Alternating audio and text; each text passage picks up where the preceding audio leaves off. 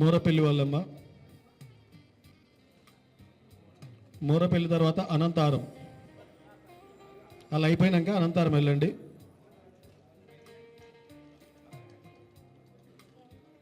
అనంతారం అల్లే లావణ్య.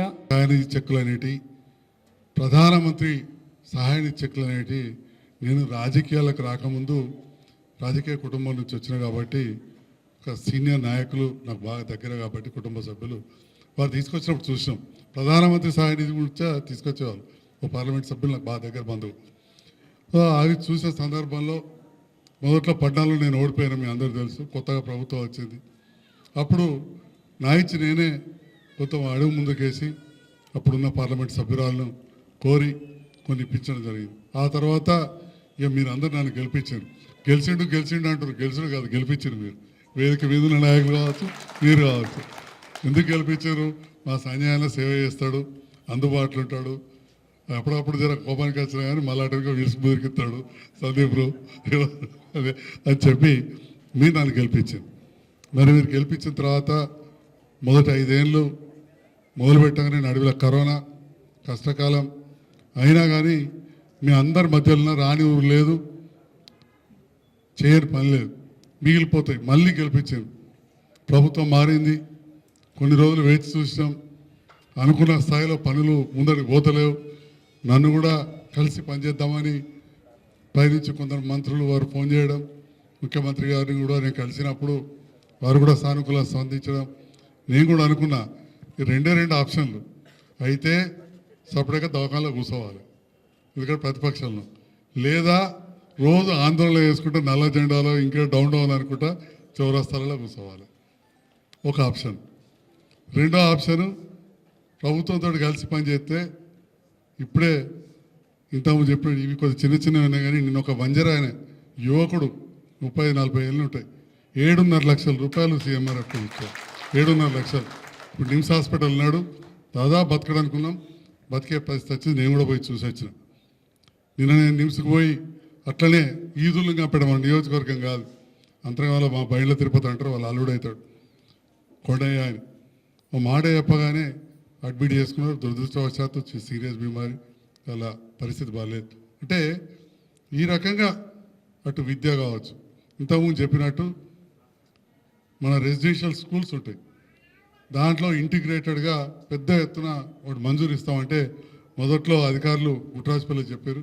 ఇక నాకు ఆలోచన వచ్చింది, ఇంత పెద్ద 100 కోట్ల రూపాయల స్కూలు చిట్ట చివరి అవుతున్నది, ఈ వాళ్ళంతరినే అక్కడికి షిఫ్ట్ చేద్దాం, అక్కడ కూడా దాని రీసెర్చ్ సెంటర్గా సాల్వ్ చేసి అక్కడ వ్యవసాయ కేంద్రంగా చేసి ఈ స్కూల్ ఇక్కడ వేస్తే రోడ్డు మీద ఉంటుంది అని చెప్పి ప్రపోజల్స్ కలెక్టర్ గారికి ఇస్తే గౌరవ తహసీల్దార్ గారు ఇప్పుడే చెప్తున్నారు, ఆల్రెడీ సర్వే చేసి కాంటోర్స్ అంటారంటే ఎత్తు 100 ఇవ్వాలి, అవన్నీ కూడా అయినాయని చెప్పారు.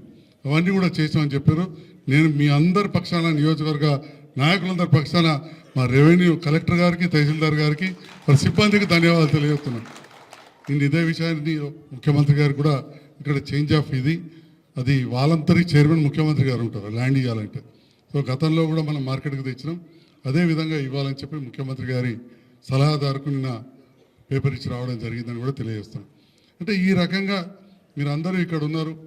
ముఖ్యంగా మన దగ్గర మండల నాయకులు మీ అందరికి కూడా ఇక్కడున్న ప్రజలకు కూడా తెలిసే నన్ను గెలిపించారు. విద్య మీద మనం ప్రాధాన్యత ఇస్తాం. రెండవది వైద్యం, దగ్గరనే మనం మంచి దవాఖానాను ఏర్పాటు చేసుకున్నాం. పల్లె దవాఖానాలు కూడా చెప్పాలంటే నిన్ననే డిఎండిహెచ్ఓ గారు వాళ్ళ ప్రోగ్రామ్ ఆఫీసర్ చెప్తూ కరీంనగర్కి ట్రాన్స్ఫర్ అయ్యాడు, పెద్దపల్లికి డిఎండి వచ్చాడు. మా దగ్గర ఇన్ని రాలేదు సార్, మీరు ఇన్ని తీసుకొచ్చారు అన్నారు. లక్ష్మీపూర్లో జాను ఎప్పుడు మొదలైతే అప్పుడు ఆ డబ్బులు కూడా రెడీ ఉన్నాయి. అంతర్గామంలో పని మొదలైంది. తాటిపల్లి చలిగాలు కూడా స్టార్ట్ చేస్తా అని చెప్పి కాంట్రాక్టర్ చెప్పారు. ఇక్కడ నుండి పెడితే తాళ్ళ ధర్మానం దానికి మనం మంజూరు చేసినాం. బీర్పూర్ కొత్త మండలం అయింది, అక్కడ కూడా ప్రాథమిక ఆరోగ్య కేంద్రాన్ని మంజూరు చేయించాలని చెప్పి ఈ సందర్భంగా సంతోషంగా తెలియజేస్తా ఉన్నాం.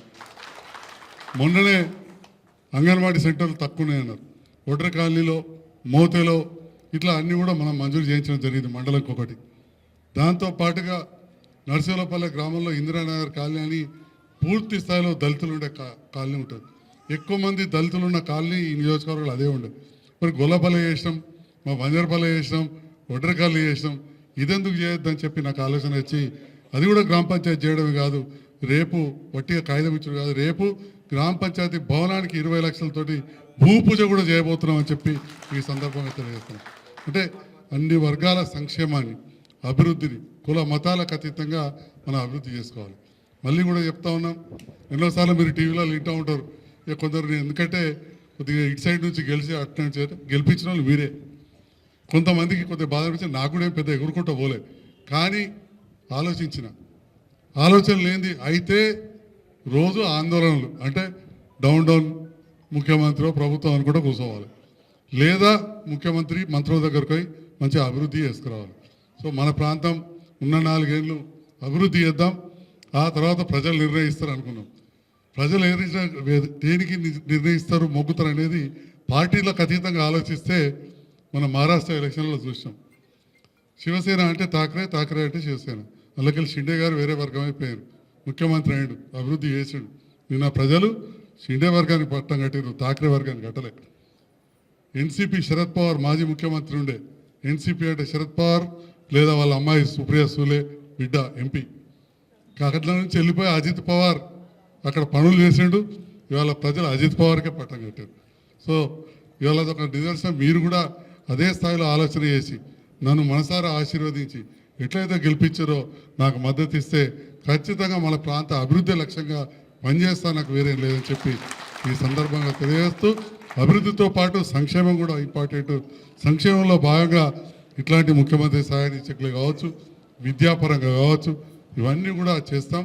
మరి ముగించే ముందు ఇక్కడ చాలామంది నాయకులు ఉన్నారు వేదిక పైన.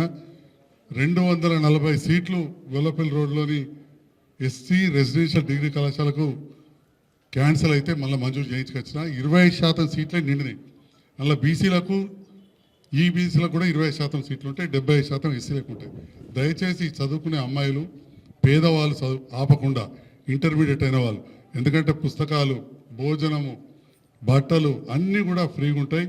మీరు గ్రామాలలో పిల్లలు కొద్దిగా ఇబ్బంది పడే వాళ్ళు ఉంటే తీసుకెళ్ళి అడ్మిట్ చేయించండి, సీట్లు ఖాళీ ఉన్నాయని చెప్పి కూడా మరొకసారి ఈ సందర్భంగా తెలియజేస్తూ, ఇంత మంచి కార్యక్రమం చేసిన సందర్భంలో నన్ను ప్రోత్సహించడానికి వచ్చిన మా వేదిక పైన, వేదిక ముందున్న మా నాయకులకు, నాకు సేవ చేసే అవకాశం ఇస్తున్న మా జగిత్యాల నియోజకవర్గ అర్బన్ రూరల్ మండల వివిధ గ్రామాల నుంచి వచ్చిన మా ప్రజలందరూ కూడా పేరు పేరున ధన్యవాదాలు తెలియజేస్తాను.